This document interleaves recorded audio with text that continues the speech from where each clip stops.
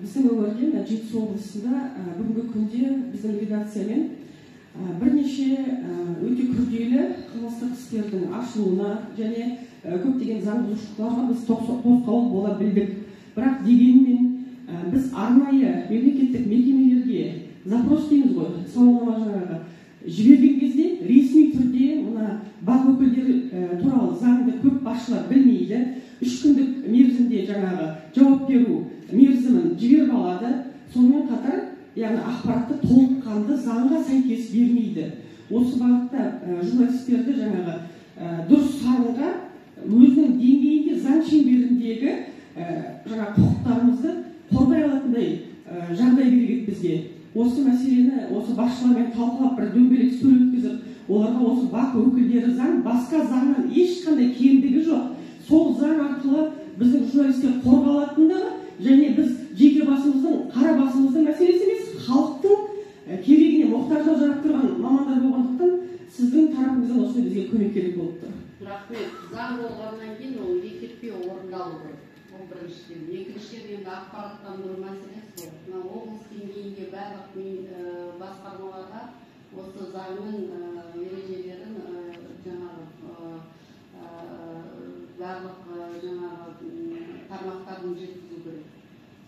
Яғни түсіндіру жұмыстарын арттыру керек.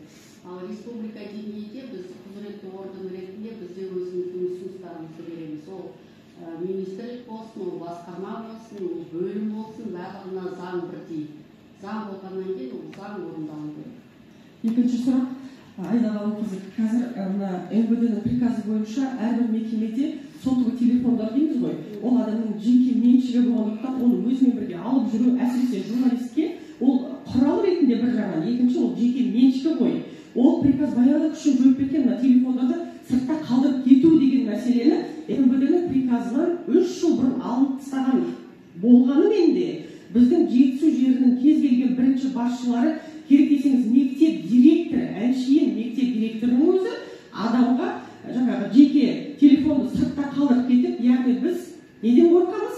Біз өзіміздің, біздің алдымызға келіп отырған адамның бізге айтатын датынан, я болмасын мән-жайынан алдын ала қорқу шаршы жүректі осы жойылып кеткен дүниені алға мұндай қып-қызыл қылып тұрып жазып қойып, телефондарыңызды қалдырыңыздар дейді. Ол заңға қайшы дүние.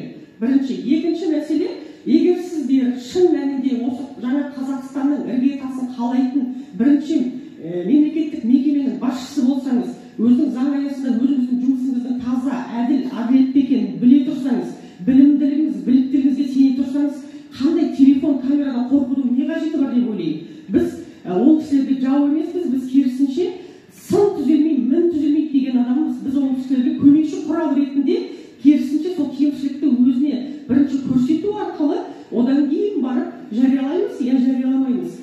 Ал бірақ біздің деңгейіміздегі осы отырған көп бірінші басшылар біледі ғой, алдын ала қорқу шарасы 30 жылдың саясаттың бір қисық кетігі ретінде қалып қалғанда, оларға бір түсіндіру жұмысын жеке бірінші басшыларға бөлек жүргізу керек сияқты. Семинар өткізейік. Бірге өткізейік. Рахмет. Шынымен де, енді сіз өте дұрыс өз жұмысын жетік білетін, жұмысында барлығы жүйелі, барлығы тәртіп болса, неден қорқады адам? Өзінің барлығымыз ешкім штатқа келген жоқ па, осы елдің азаматтары. Әр адам өзінің құзыретіндегі жұмыс атқарып жүр. Солай емес па? Сондықтан өткізейік семинар. Бізде бірнеше семинар ұйымдастыру көзделіп отыр. Ол ең бірінші журналистердің біліктіліктерін арттыру мәселелері, оның ішінде мен өзім көтеріп жүрген салалық журналистиканы дамыту. Соның аясында осы мәселеге де көңіл бөліп, сондай семинар өткізейік. Жақсы, рахмет.